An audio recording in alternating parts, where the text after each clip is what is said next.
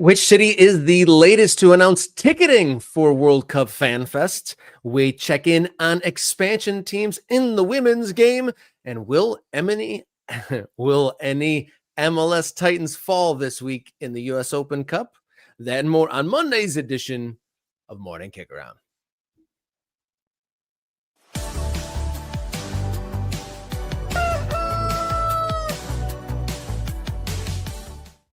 Hello and welcome to the show. You found your way to Morning Kicker on the show that dots the map of the ever-changing American soccer landscape. How you feeling? How you doing? My name's Robert Kerr, local soccer guy here with you, alongside my partner, radio soccer guy, Jason Davis. How you feeling? Not super great. I've already told the chat. I've already told the ultras that your guy Jason is playing hurt. If you hear a little extra resonance or a little graveliness, is that a word? Gravelity. Gravelity. What? Something Whatever like that is. If you hear that in my voice, it's because I'm still recovering from the cold that absolutely hammered me last week. It has decided to move from the head. It's still there a little bit into the throat area. So, yeah, it's starting to affect the vocal cords, but we go, Rob. We go on this show because there's too much American soccer to talk about. You got by that preschool bug, the unshakable, the deep down. I'm so sorry. I feel your pain from years ago, but we move on. It is a Monday. It is a busy Monday ahead of a lot of American soccer games across the continent in CCC. And we're going to be talking about in the U.S. Open Cup, some MLS teams on the road in lower division stadia, which is always fun and a charm of the U.S. Open Cup. We're also going to check in on the expansion sides on the women's side of the game, and then talk about some FIFA FanFests going the direction that so many else are across the country. Say that 3 times fast. I'll do that on the next show. How about we save FIFA that one for a FanFest. bonus? FIFA FanFest. FIFA FanFest. It's just fun to say. With flip-flops? Go to the FIFA FanFlop. Yeah, see? You got me. Good job. Good job, bro. Clang the clanger for that one. Maybe. I don't know if that's clanger worthy. But either way, before the show even started, Mr. Bob threw in his donation. Thank you so much, Mr. Bob. Spotlight member of the show for sure. And be like him. Don't make him be the only one helping out. He gifted a membership and $2. And at the end of the show, when we do get to the Open Cup topic, I'm going to throw this out there, a target. If someone is generous enough and enthusiastic enough about their matchup this week, $50, and we'll hype it up. We are 2 for 2 on the Hype Your Match feature on Morning Kick Around. So your team, probably the third. $50 is all it takes to get your team a win. I mean, my goodness, Jason. Yeah, I know, right? That's cheap for a win in this economy. My goodness, man. Like we haven't even enacted our inflation pricing yet, and you get it for $50. Yeah, I mean that's simply a bargain. And if you'll notice here, I am wearing one of our fine Morning Kick Around shirts. How do we get access to shirts? You don't even have to go over to the channel, right? It's right there on the YouTube channel, Rob, if I'm not mistaken. Sure is. Yeah, you slide over to the side on the YouTube channel, and there's a shop right there, or you can go to the website directly. It's Fourth Wall /Morning Kick Around, and we got some great stuff. We got T-shirts, crew neck sweatshirts, and hoodies, and then we also have coffee mug over there as well. So be sure to check that out. And I can't forget that you can also get a Morning Kick Around 2026 kit. The first run is in production. I think we're going to check in with Mark. See, he might have gotten some media evidence of the actual production process, which I'm excited to see. So thank you for the patience out there on that first run, but they are still available out there. The Morning Kick Around kits, probably one of the favorite things. We've done how many shows? Hundreds of shows by now. And that's probably one of our favorite things that we've done together in a conjunction with Mark Jenkinson over there at Lime Pickle to create the first ever Morning Kick Around kit. So that whole process was really good. And we can't get into the meat and potatoes without also mentioning a big thing for us as well. May 9th, Jason Davis and myself, Robert Kerr, will be going to Pawtucket for some soccer on the road morning kick around on location college game day style show on Saturday, May 9th. And we'll be out there for a few days. I'm going to be taking in some tourism, learning some Pawtucket soccer history. And then we're going to be there front row for Rhode Island FC taking on the Tampa Bay Rowdies, who are in red hot form. So that should be a very exciting time. So, I guess be a member. You get your comments prioritized on screen. Actually, you got to be a member to get your comments on screen during these live shows, and you get access to the Morning Kick Round Discord server with lots of great conversations from local soccer, USL, MLS, national teams, and folks even building their own club. So become a member, just a few bucks a month, support the show, and gain access to a fantastic and growing community. All right, you ready to get into the what have yous, Jason? I'm going to try to keep this voice going, Rob. Don't stop now. I might not get it back started. Let's go. All right, let's get to Monday's edition of Morning Kick Around. Let's do it.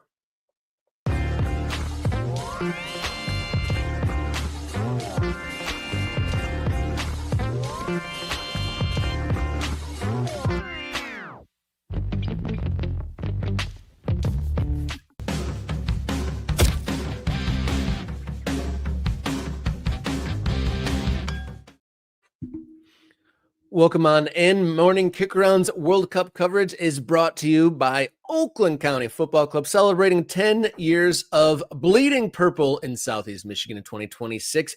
Visit Oakland County FC online for USL 2 tickets and schedule, and head over to the Oakland County Football Club Instagram to enter into a sweepstakes for a VIP trip to the TST tournament in Cary, North Carolina. I believe there's just about a day or two remaining to get into that. So thank you, Oakland County FC.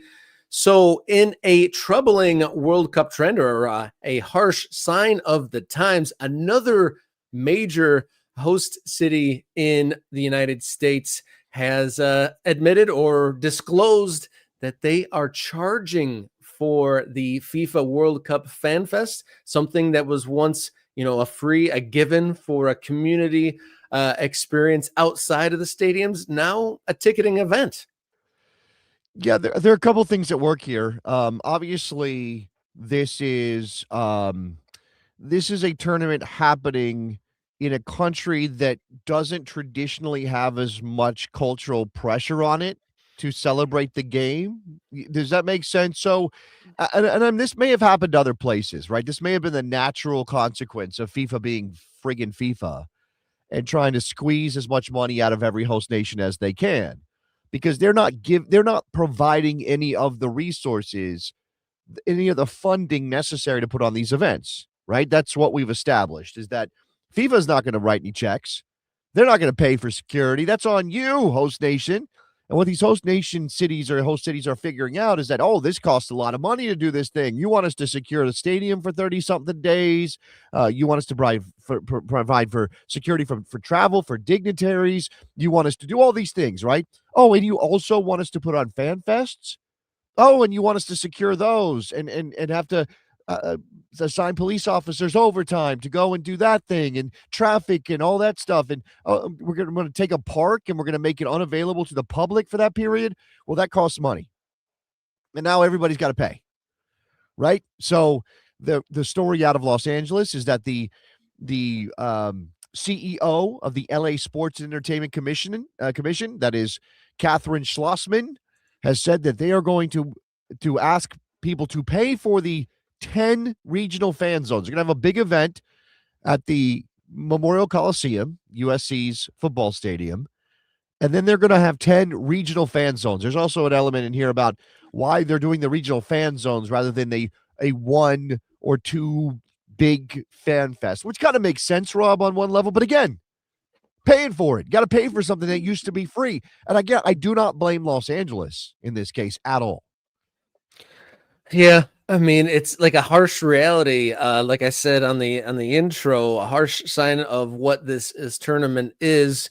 So for those wanting to go to FIFA Fan Fest throughout the whole tournament in Los Angeles, you'll be bouncing around to about 10 different locations. You said that there's going to be the big opening shindig at the Coliseum, but then it's going to bounce around from to the Farmers Market, LA Well, not County's not Magic not Johnson Park. well, okay, sorry, you did say okay, when you say bounce around, it means because they have indicated that they're gonna be a couple of days for not for I don't know if it's like a series, like there will only be one at a time? Is that what we got from this, Yeah, Rob? yeah. I think there's different windows at different locations scattered across the city, starting with that big one at the Coliseum for the first, I think, 4 days, it says. But like June 18th through 21st at the Farmers Market. And then July 4th to 5th. Actually, I'll Okay. go linearly. So the city of Downey on the 20th, then the 25th to the 28th at Los Angeles Union Station, then Hanson Dam Lake, July 2nd through 5th, July 4th and 5th at Magic Johnson Park. Then again for a couple of days at Whittier Narrows, then Venice Beach, Fairplex for a couple different windows, West Harbor through mid-July, and then finishing up that July 18th and 19th in downtown Burbank. So it'll be different windows of these smaller fan fests across the city, across So, the whole long tournament. a couple of comments that are coming in here. First of all, Chris saying that FIFA won't allow tailgating, which is our one big sporting cultural thing. They're not Yeah, gonna let us do any of that. Like, oh, that's for rubes. Or obviously, again, they want to lock down all the parking lots because that's something that FIFA can control and then charge money for, et cetera, et cetera. And they're not going to let you tailgate because they want you to be in the stadium buying their food, paying their exorbitant prices. Um, this is FC Neo Tokyo, my man Mitch saying FanFest are already kind of corporate and gross, but being free was the only thing keeping them real fun.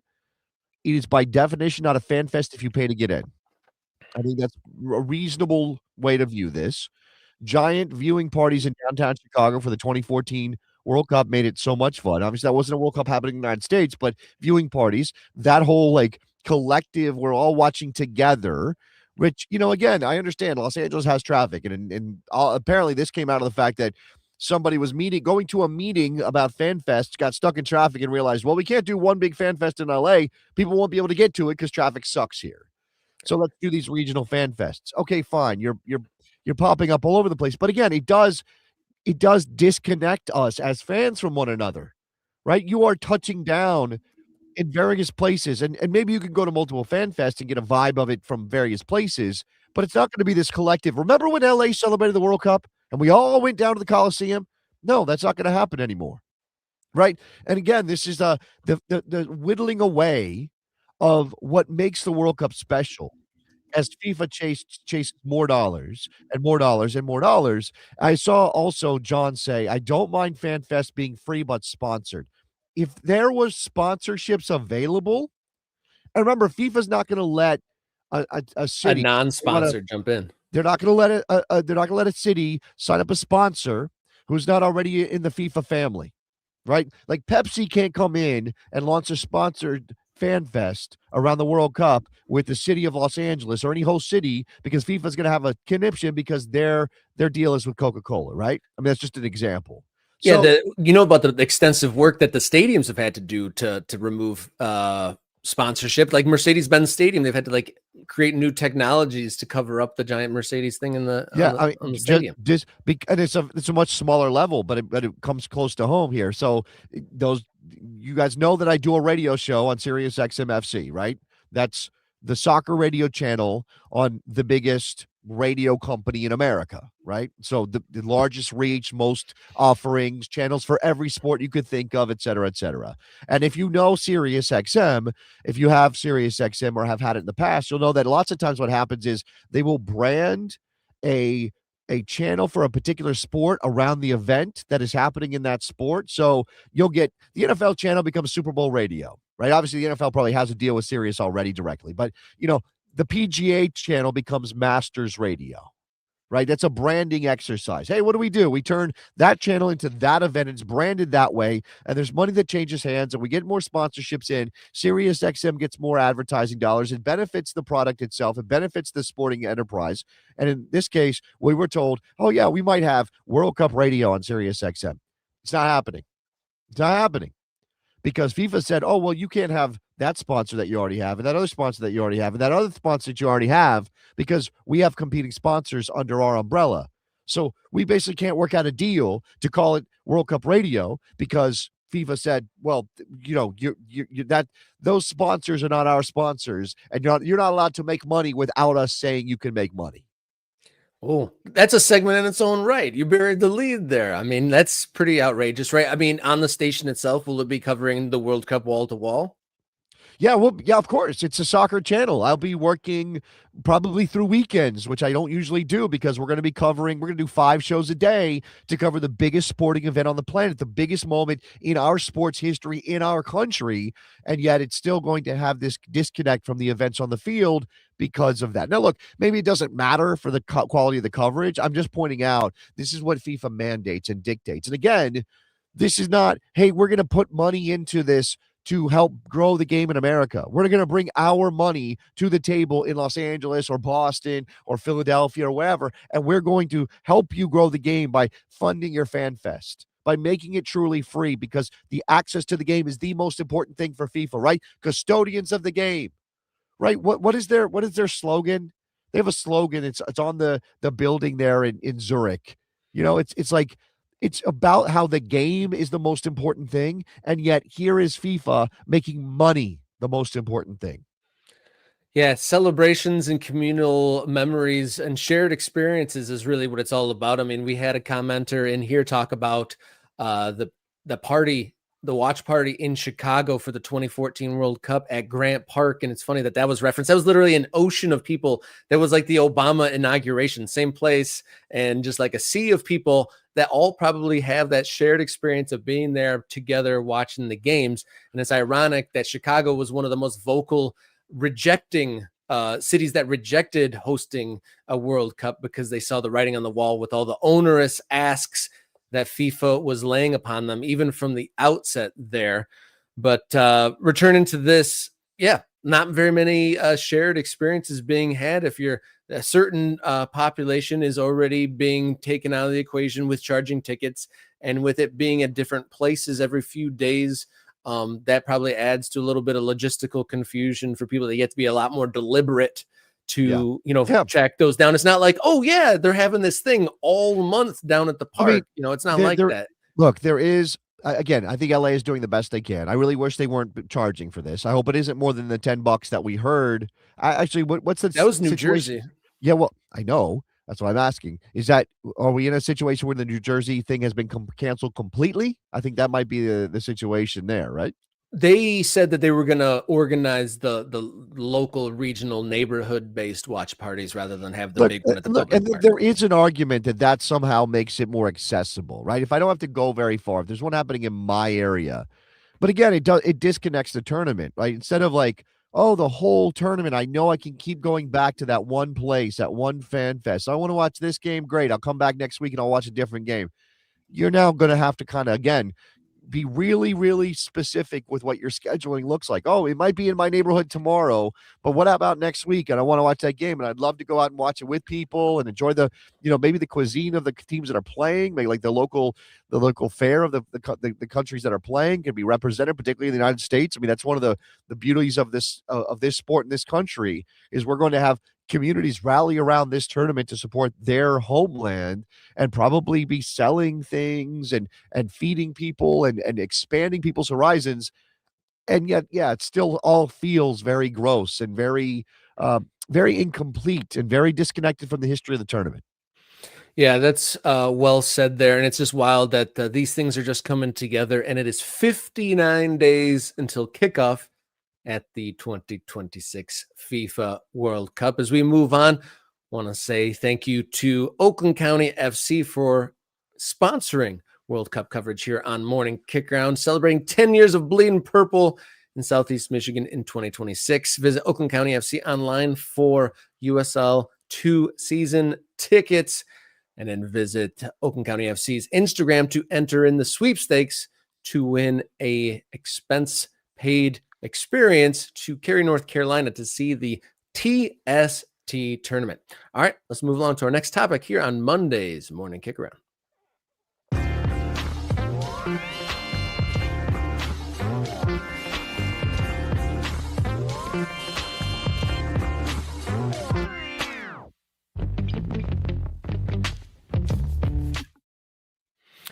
Welcome back here on Morning Kick Around. Last week we highlighted the number of expansion teams in USL and on the men's side of the game. But today we're going to take a peek at the women's side, as there are a number of big new teams there. 2 in the NWSL and another at least in the Super League. Let's start off in the East with Boston Legacy.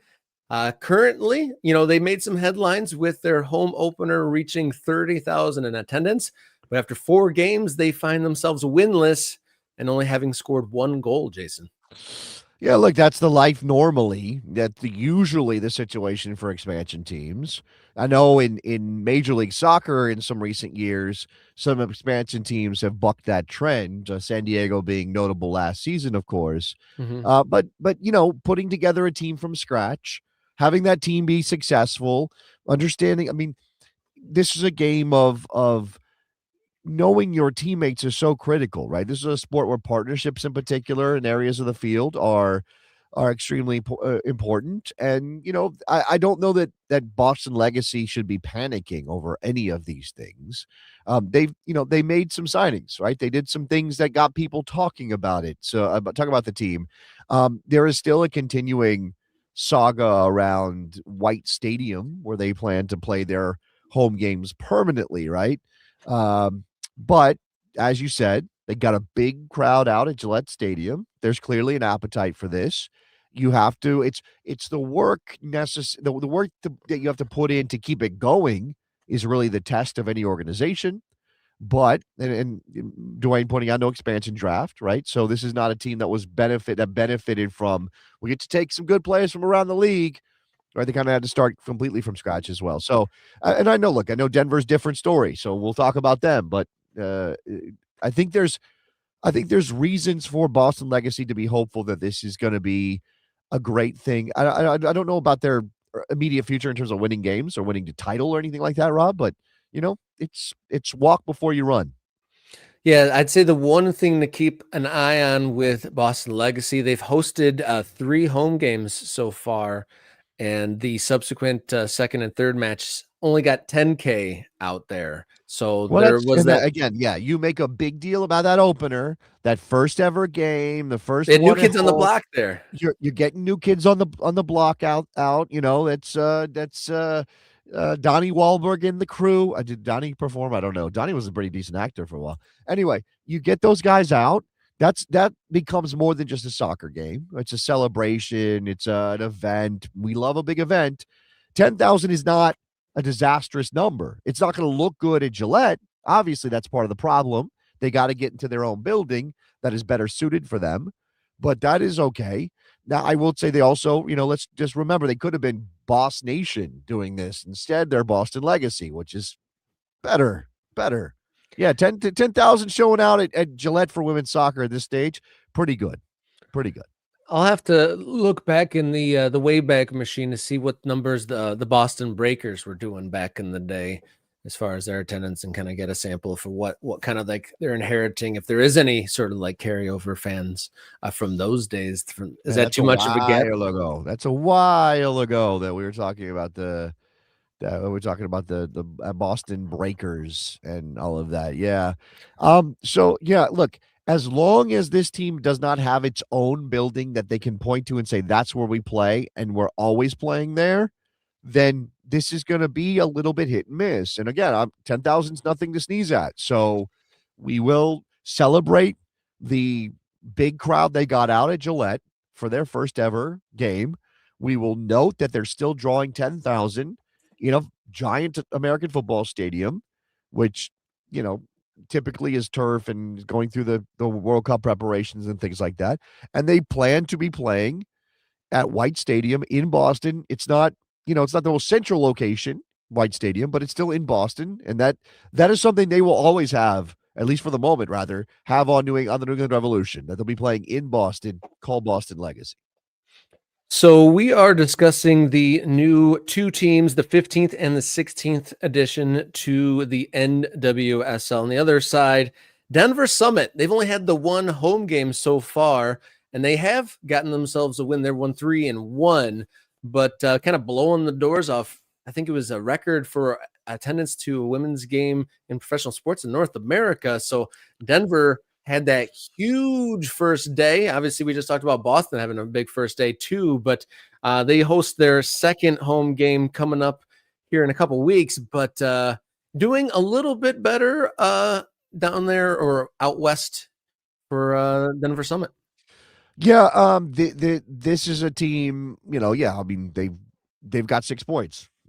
Boston Legacy would kill for that, right? That's for an expansion team to even be in a conversation for the early stages and the playoff places and all that stuff. That's relatively good. I mean, draws are not sexy, but draws get you points, right, Rob? So they have a win. They did that. They got a victory. That you They're don't want that mid-table to be now. you don't want that to be a lingering thing, like, oh, we can't win, we can't win. And we'll see when Boston's kind of dealing with that. We can't win, we can't win. For Denver to beat Gotham, right, back into March, that means they don't have to worry about that part. Now, again, what has it been 2 goalless draws since then? Like to score some more goals, but again, reasonable progress here for Denver Summit. Also, keep in mind, as you said, they've only played the 1 home match. They did a record crowd at that game for that game in the home of the Denver Broncos, massive football stadium. They are building their own stadium, planning to open it in 2028. So they're also going to be kind of a wanderer situation for a little while. But at least they put down those roots, gotten that attention, and we'll see where they go from here. I mean, I think both these teams indicate that NWSL has been fairly smart with their expansion, right? I know Columbus is angling for a team. We've had Cleveland be disappointed. They haven't been able to get a team. I'm sure there are other cities out there. We've talked about the idea that Phoenix would build a stadium, or I think it was in I'm not sure which town it was. What was the town that they wanted to build a stadium in the Phoenix suburbs to try to attract? Mesa, Arizona. So there you go. I think both these teams are growing in good ways. growing in good ways. Indeed. Yeah, the future is certainly bright, but we'll see how their expansion years continue. Switching over to the parallel first division in women's soccer, the USL Super League has an expansion team of its own right. And, Sporting Jacksonville, the opposite, in first place coming to the end of their season. They play the fall to spring season, and they've already secured a playoff berth with a few games to go there. So not having any growing pains with their performance on the field. And we understand that they've had some good crowds out there too. Yeah, that's the Super League is in this interesting place, right? It's very much an experiment, right? I don't mean that in the sense that they don't think of it as a serious league. Of course it is. But they made some choices about positioning that women's league. They decided to play on, we'll call it the European calendar, right? They're in some markets that are not obvious sort of big time markets. They are actually competing with some soccer in some places. You know, they don't call themselves second division, right? They are able by the laws of US soccer to be sanctioned as a Division 1 women's league, right? Maybe it's a little canary in the coal mine for what's coming with USL on the men's side. I kind of feel like that was what they're setting up. Like, let's see if we can do a Division 1 women's league, and then maybe we'll do a Division 1 men's league as well. They're not going to get the best players, right? Generally speaking, there may be some exception, but generally speaking, they're going to get a second tier of players. And I can't tell you from a quality perspective how good the Super League is. I haven't been able to catch up on the Super League. And it is still a relatively, I don't say low level. I mean, what if those teams are getting 1,000 fans out, then that's pretty successful, right? I mean, again, you have to kind of keep it in context. It's not to say that it's not big time, but again, what's the marketing budget? Where are they drawing their fans from? What time of year are they playing their games to draw fans? Are people understanding what's happening here? Right? You've got teams that are attached to USL teams or coming, like the teams that are coming are attached to USL teams. So there is kind of that let's do both kind of thing as well. Yeah, Sporting Jax, we got one of our MK Ultras saying that Jax knows how to score. They've scored 48 goals in 23 games, so they definitely have a lot going forward. They've won 4 out of the last 5 games, and they're just ahead of Lexington, then Carolina Ascent, Dallas Trinity, and then just outside the top 4 teams go to a playoff. There's 9 teams total. And the team just outside of the playoff, DC Power FC, you remember them they put in a transfer bid or a contract offer to Trinity Rodman, if we remember the contract saga with Trinity Rodman. And we got Spokane Zephyr Brooklyn FC, who have been in there for a couple of years, the men's side having their first year. And then Fort Lauderdale United, and then Tampa Bay Sun at the bottom of the USL Super League. So interesting moments for a women's expansion, and then a whole new uncharted territory in the Super League here. Yeah, I was trying to check in on the attendance. I think they averaged something like 2,500 fans, maybe their first season. Well, I mean, again, Jacksonville or the league? No, the league averaged 2,500 fans. Obviously, Jacksonville is the new entry into that. Getting attendance numbers for a league like that is kind of difficult. Just notoriously, like, where are you getting your reporting? Who is, what providing those numbers? Yeah, where are you going to get those numbers? And a lot of this stuff does get published somewhere, but somebody has to kind of collect it all and that kind of thing, and put it in a place where we can see it. And we did, we could try to grab those numbers, but again, like I said, it looks like something around 2,500 fans is pretty standard. And look, we just watched a USL League One team disappear, and we've talked about teams that are getting 500 fans out.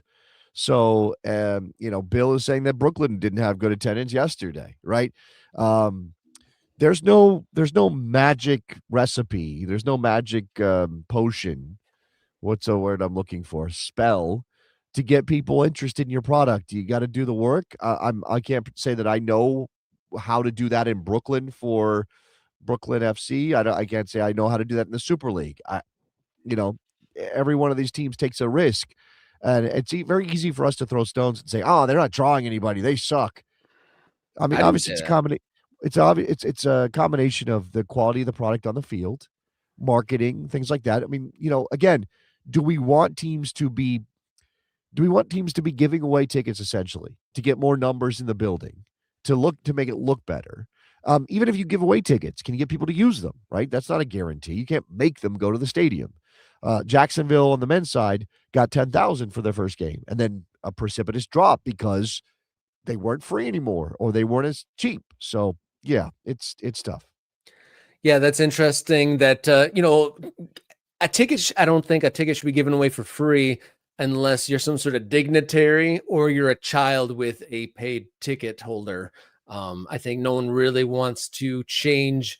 Once you get something for free, it's hard to make them then pay for it. I mean, we're seeing the thing with the FanFest. I mean, like, the FanFests are being produced by an entity for other people's entertainment. So on its face, yeah, you should pay for that. But it was free for so long, and that was the cultural norm, that going from free to paid is a difficult burden to jump across when it comes to that. So we'll follow that along and see how Women's Super League, they are finishing up their season, and see how those NWSL expansion sides grow into their sea legs as they get going here in their first season there. All right, looks like our guest is in the house. So I'm going to welcome on in Mitch Baruchowitz in just a moment. We are going to talk about the U.S. Open Cup, and MLS are visiting some lower league sides. Keep with us here on Morning Kick Around.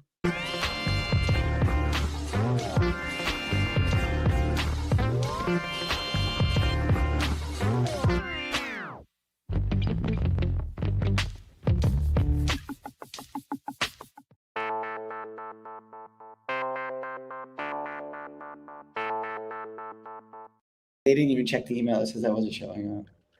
Welcome on in. This is Morning Kick Around. We are now joined by the principal owner of Westchester SC, Mitch Baruchowitz. How are you this morning? We didn't know you were coming. I wrote you guys that I wasn't, but I didn't want to disappoint.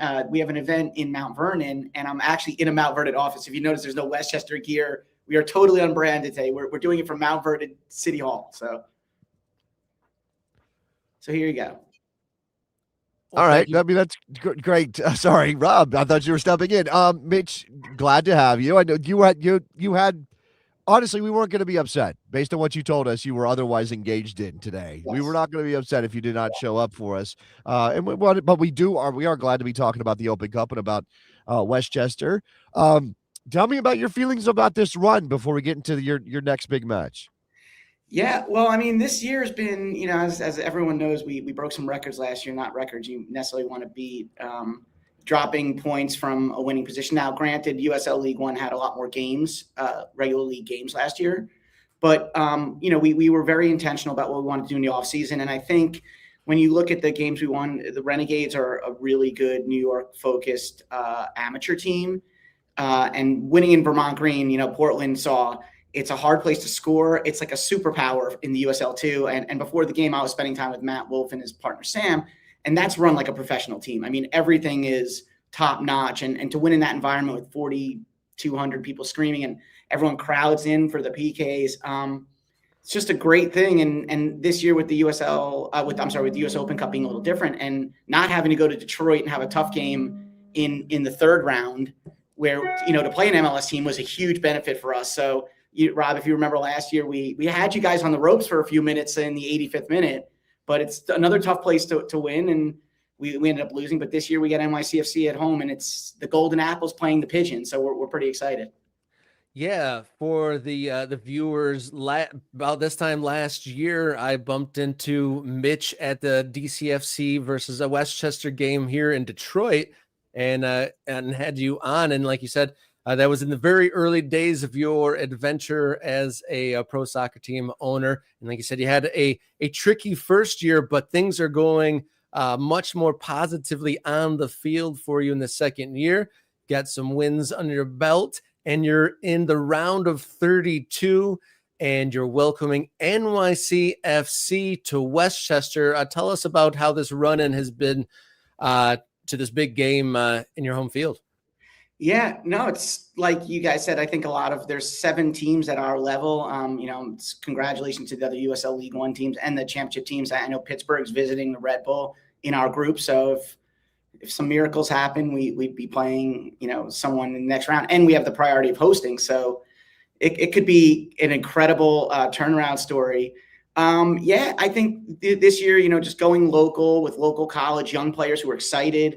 They went into Vermont with, we had to have a little bit of a defensive mindset. We have some injuries that we were trying to nurse so that you can get your regular season on. You don't want to sacrifice everything for the US Open Cup, but this is the country's longest tournament. It's David meets Goliath, and we're happy to be, David, give us a slingshot, and we're playing good ball. I mean, we've put up some good league games as well. So we're excited. I mean, we know NYCFC is going to be hurting after that Vancouver game. So they're going to come in a little angry. So has there been any special requests or requirements of you of this game that hasn't been put upon you in previous matchups? Well, I mean, the attendance is going to be a lot higher. So you think about parking and other stuff. But one thing that's interesting, and I'm sure you guys haven't seen this a lot, when you get to this round, when you look at the matchups historically, you rarely get teams that are 8 miles apart. I mean, It's probably almost unheard of. Like Pittsburgh's visiting New York, Knoxville is playing someone I think that's like 600 miles away. You look, we're 8 miles from Yankee Stadium. So their fans obviously there's going to be a lot of NYCFC fans in the place. So it's brought a lot of visibility, attendance. The supporters, our supporters were originally third rail NYCFC supporters. So there's going to be maybe those half jerseys you see. It's an incredible thing to have such a local opportunity to really drive awareness, where people were like, oh, what is Westchester SC? I mean, in the New York Post covered, they called it the Hoosier story, where we're South Bend. I mean, we're playing the big school, and meanwhile, anyone under 40 doesn't even know what Hoosiers is. So I don't know if anyone knows like movies anymore, but we are Jimmy Chipwood. So right. It's interesting. No, that part of it. I mean, obviously that's what those of us who love the Open Cup want to celebrate. We want to celebrate that vibe. I mean, David versus Goliath is maybe too much of a cliche, but there certainly is that element. I mean, that's what makes this special. You know, I can't imagine a better way for Westchester to get some pub and get people to even go, oh, there's a team out there in Westchester, than to have NYCFC coming. They've got their stadium under construction in Queens, which will take them a little bit farther. It won't be 8 miles anymore once they move to Queens. I think that's 16. Okay, double the distance. They're doubling. They're running from you. They're running. Drive there, but it's 16 miles. Oh yeah, exactly. That's true. That's true. Yeah. They're running scared. No, Jason, what you're saying is so true. I mean, we're using the opportunity to really introduce ourselves. And in some ways, I posted on Instagram a picture of, I was an original NYCFC season ticket holder. And I have like the badge and everyone's name that was an original season ticket holder on the scarf. And I posted it saying, like, we want to tell people from NYCFC, like, that's like your corporate monster, love affair with soccer. We're like your local thing that you can visit 15 times and spend, less than $100 each time. Like, that's kind of, we really would love to have that bifurcated fan base. Now, not for tonight or tomorrow night, I'm sorry.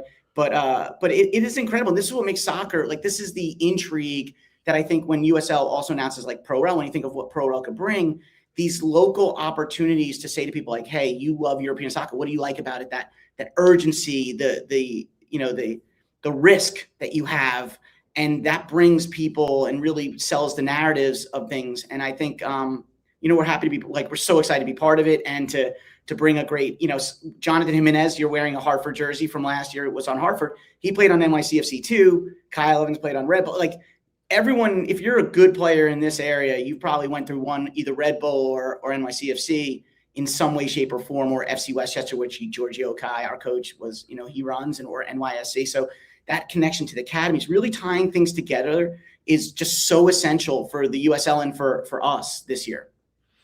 And it's nice to see some density. I saw a soccer map of all the logos of the pro teams in the New York area. And the map is definitely being dotted out there with yours and some other in Brooklyn and other clubs coming online there in the New York area. But you said that you yourself was into NYCFC, and a lot of the fans have pushed over from them as well. What was the moment that, when you went from an NYCFC fan to maybe I should be doing my own thing at a local level? This was last year, or 2024. It's funny I said last year. It's still quick. We're like less than 19 months from launch, and like we're 45 games into this already. It's kind of crazy. But there was a point in late 23 where I saw some information on USL teams that were out there looking to maybe bring a franchise to AV Alta. And I started to see those decks, and I was like, well, Westchester is like a bigger suburb of all these places. I still love NYCFC. When they won in 21, it was a great thrill. And look, the Cube, what Jason referenced, is going to be the sickest stadium in America. It's literally going to be the craziest pantheon to soccer in America. And we can't compete with that right now. But we get on the field with them. That's what's amazing about the US Open Cup and US soccer in general. We're going to be on the field, with them. We get to tell them which jersey color they have to wear because we get to pick. And that's an incredible phenomenon. Like, we're not changing in the whites, right? We've been wearing whites. We're on a little bit of a rud. So we're wearing the road whites at home, the nice collar, simple jersey we brought this year. We want to be a return to simplicity.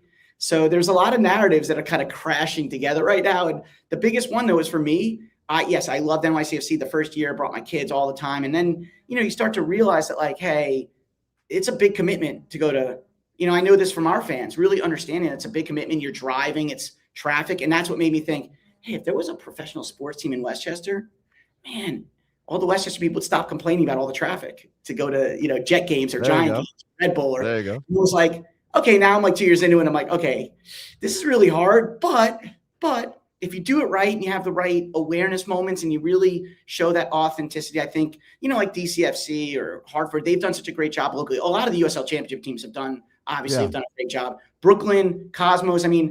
I'll throw out some names for the derbies that we're thinking. For the Cosmos, the Bada Bing Derby, maybe for the Sopranos, like New York, New Jersey touch. For Sure. Brooklyn, the 6th borough derby, right? Because All right. they're the 5th All borough. right. We're technically the 6th borough, and we might, All right. we're closer to Midtown Manhattan than Brooklyn is. For this game, NYCFC, the New York Blue, we're both blue. Is it baby blue or is it Hudson blue? So we have to think of a lot of derby names now because you're right, the map is getting a little dotted. So I look, I mean, that part about, getting, growing up as an American sports fan, your attention is obviously on the highest level, the biggest thing, the event, the NFL team, the Major League Baseball team. And we all pick our teams for whatever reason, and we might live hours and hours away from where that team plays their home games, but they're still our team because they sort of represent us regionally. And even though I was a minor league baseball kid, loved it, I understood that those guys were leaving and they weren't playing. They were playing to win a championship, but they weren't really playing to win a championship. And that's not how soccer works, Mitch. So, I mean, I talk about education, and, I know our ultras would say you never go remedial because that insults the people that might come in your doors. But you do have to kind of get people to understand, like, you support Westchester because we can win a championship in our own right, in our own league, has nothing to do with anybody else. We're not sending our guys off. This isn't a farm league. Right. I think that part is so crucial. And I also think, look, it doesn't matter what league you're playing in. I saw some video of an 11th division English team playing in front of 30 people. You put people on a soccer field, they want to win if it's a pickup game or whatever. So we can only win the games in front of us. So it just so happens we're in USL League One. And that's where I think promotion relegation does bring that. As American fans, it's like, okay, I won the MLS Cup in, like whoever won it in 23. I can't even remember. I think a lot of people like that. But the year you get relegated, the year you get promoted, people are going to remember that forever.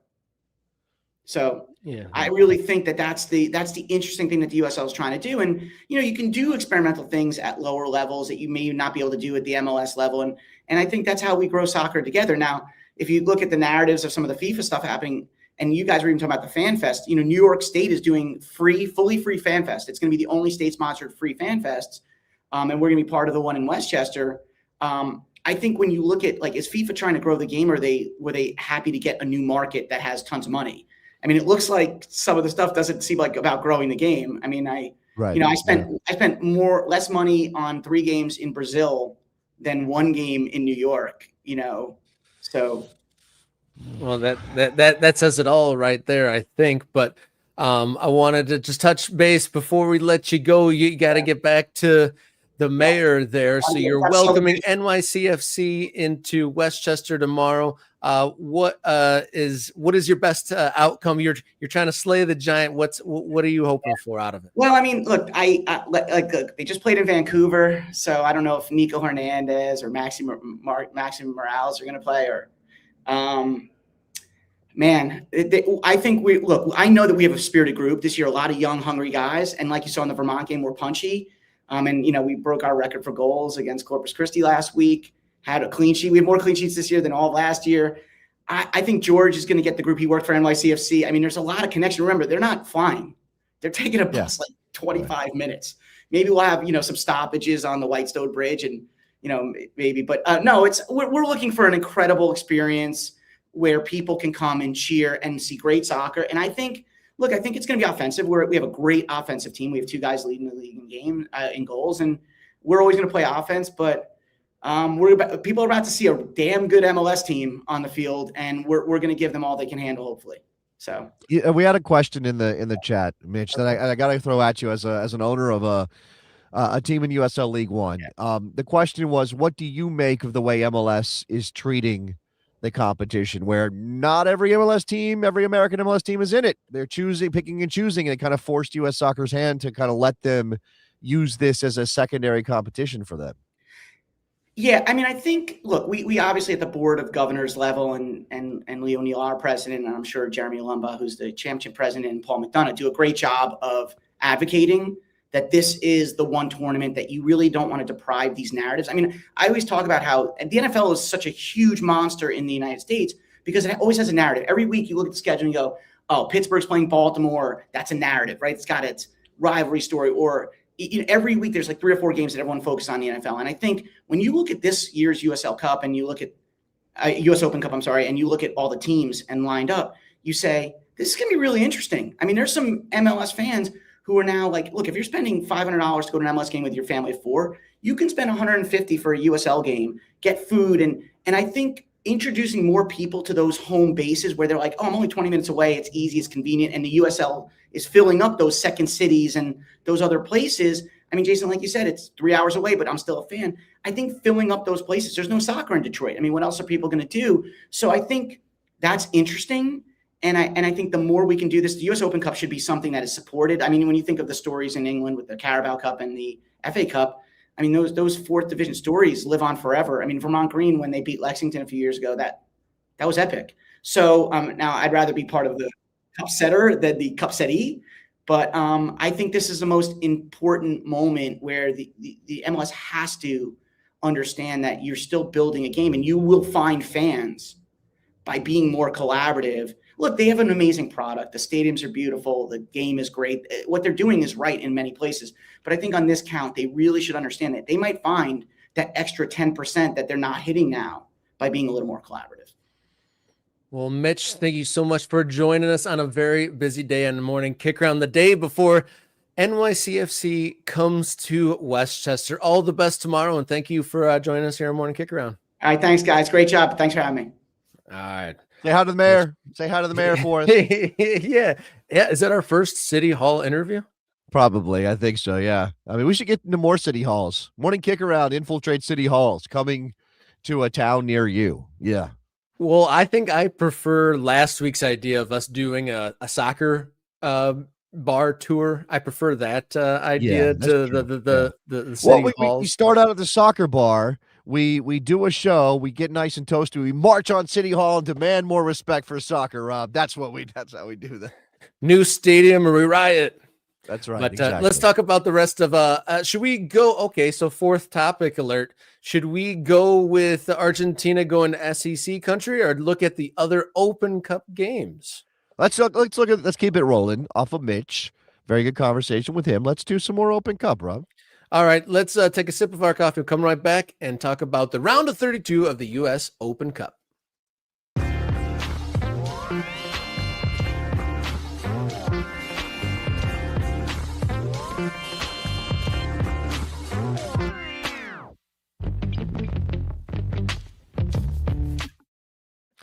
Welcome back here, Morning Kick Around on a Monday. I'm Robert. He's Jason, and we are at the beginning of the round of 32 for the 111th edition of the U.S. Open Cup. We got some saucy MLS versus lower league matchups to go on this week.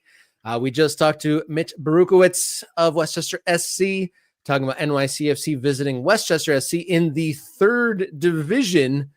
We also have the Chicago Fire, previous champions on a number of occasions. I think the most Open Cup wins, if I have my facts correct, are visiting Keyworth Stadium in Hamtramck, Michigan to take on Detroit City FC in another one.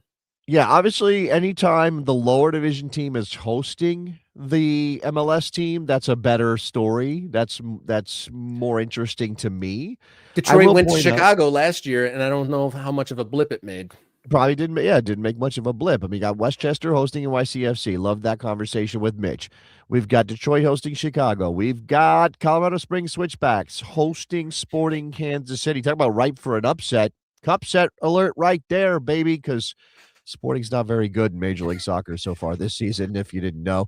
Let's see. What else do we got in that area? FC Naples hosting Orlando City in let's call that a snowbird derby. I don't know what we're going to call that one. That's not bad. That's not bad at all. I like that. I'm sure there's like a palm tree or something they can name it after. Did people snowbird in Orlando? It's awfully central. People just in and out there mostly, right? Do people summer all the time in or winter in Orlando? Oh, I'm sure there's lots of condos and pools and that kind of thing. You're just saying because there's no beach or what? Yeah. I don't think snowbirds actually make it down to the beach all that often, Rob. I think most of the time they're staying in compound. You know, they get on their little golf cart, they go to the pool, they go play some golf, they come home. It's they've got everything right there. Wherever the air conditioning is. Yeah, wherever the air conditioning is. The one of the interesting games, and I think we mentioned this when we talked Open Cup last time, is that we've got a de facto home game for a lower division team, even though the higher division team is technically the home side. Love that. Right? New Love England that. Revolution hosting Rhode Island FC at Centerville Bank Stadium in Pawtucket, Rhode Island, right? Because Gillette's not available for this Open Cup game. So that's going to be interesting to see what the dynamic is there. There It's was a not a commenter saying that it's still legit New England, though. So is it, they're hosting in the opposite team's stadium, but it is within the geographical nomenclature of Right, New I England? see what you're saying. I see what you're saying. By the way, I believe that is a 25-minute drive from Gillette down to Centerville Bank State. So, yeah, to that point, like, it's close enough that you could argue that that is still Revs country, even though there's a team based there. But, of course, it's gonna be Rhode Island in their own stadium. We'll see how. I mean, hopefully that's a well-attended game. I would love for that one to be like the joint is full with fans from both teams, because what Mitch was saying about Westchester hosting NYCFC is that there's going to be there's going to be plenty of NYCFC faithful on hand to support their club going up the road to Westchester. So Revs and Rhode Island is the Clam Digger Derby. All right. I know you didn't like El Clamico. Do you like Clam Digger Derby better than Clamico? I do like it better. I think in general, El Tráfico is the one exception. I'm generally over using El Clásico as the base for all these derby names. That's what I'm over, Rob. You can call it whatever you want, but maybe don't do it off of El Clásico. That's all I'm saying. Right? Okay. That's fair. That's fair. All I'll allow it. I mean, we got the Old Firm Derby. Nobody comes up with like old blank Derby for these, or the old, Okay, so for DCFC, old Clam Derby, the old Derby. What are we doing? Old I-94 Derby. I mean, Sure. I don't know if that rings. The old. That's it. That'll be good. Yeah, sure. What else is on the schedule, Rob? Okay, so we talked about the home away from home within the home, but we also have Charlotte versus Charlotte Independence as far as some local heat there. I think that one is another. Where is that game taking place? It's not. It's at a third location of some sort. I think it's one of Charlotte's away. I think Charlotte Independence has played. Well, okay, so it's Charlotte FC's like secondary venue, right? Sort of like Star, whatever that is, field in Seattle or near Seattle. Starfire, Tukwila, Washington. Yeah, so yeah, that's an interesting one. I don't know how well Charlotte Independence do in terms of fans and drawing. So I don't know what that's going to look like in terms of the environment, but obviously an interesting match locally. Oh, another one that's saucy that we touched on is Chattanooga welcoming Atlanta United. That one is going to be a good one, I think. Yeah, that's not a long trip either, is it? I don't think it's a ton. I don't think it's the worst drive out there. So could be a very interesting one. We obviously support Chattanooga on this show. A club with last year, right? We talked about this. We referenced it. They played Chattanooga Red Wolves. Red Wolves won on Chattanooga FC's home pitch. Yeah. So maybe this year they get a cup set. It's a little bit less than 2 hours to get from Atlanta to Chattanooga. That's doable, but it's hard on a weekday. But I'm sure there are some Atlanta faithful that I'm assuming would make that trip up there. But I love to see the lower league team host the first division side. I'm curious if our MK Ultra Tulsa Mario is going to make a Midwest trip to see St. Louis. That's going to be an interesting matchup. One of the USL Championships finalists last year visiting, a team not doing the best in their early couple years in Major League Soccer. Is that a giant killing if Tulsa come up with a W there? Yeah, it's a good question. I mean, obviously, yeah. I mean, what's the general standard here, Rob? It has to be top division clubs involved. Like, how do you feel about that? Well, it's like a team that's at the lower levels. Like if you're in the FA Cup and Peterborough United beat Wolves of this year, like I'm sure they would celebrate it, but it doesn't quite have the same ring as like a team that was in the top half of the top. Well, that's what I was talking about with supporting Kansas City, right? There and going out to Colorado Springs. If Colorado Springs plays Sporting Kansas City, are we all that shocked based on how bad Sporting has been this season? Maybe not. I think anytime you beat a higher division team, it's a cup set. I think it does have to be. It has to be referenced as such. Oh, we got some MK meetup action that we hope to meet up with a lot of folks in Pawtucket May 9th, but in midweek action, we got two of our MK Ultras meeting up to go to that game. So very cool. I love to see the Ultras meeting up out there in the world. Let's get a Ultras in the Wild picture of you guys meeting up. There was a great one of a couple Ultras meeting up in Pensacola, Florida as well. That was great to see. There you go. Yep, there you go. And then, so just looking over the rest of this round of 32, Richmond Kickers are welcoming the Columbus. That's an interesting one as well. And then El Paso makes the trip to Houston, but that could be an interesting one as well. That's somewhat close, but not really. That's like west side of the country close, where it's probably hundreds of miles, but the states are reasonably close together, showing a little bit of geographical nonsense there. But El Paso and Houston, that's like a 10-hour drive, Rob. Yeah, I was gonna say they're down there in the Southwest, but that's not actually close. I think we got in trouble for that on a different show a long time ago. We were like, oh yeah, Texas, oh, they're right next to each other, and it was like, nope, that's 800 miles. It's actually 10.5 hours to go from El Paso to Houston, Rob. So that ain't quick. So before we dip out of here, guys, which team is most likely to pull the cup set? Which MLS team is likely to go down, if any, at all? I do want to hear any of the NGS that are also MK Ultras. I'd love to hear what kind of songs or chants you guys have in store, especially for a Triple G. I'm guessing NGS, they come up with some good stuff. They do their research on their opponents. I'm curious what they'll have for the Fire this week.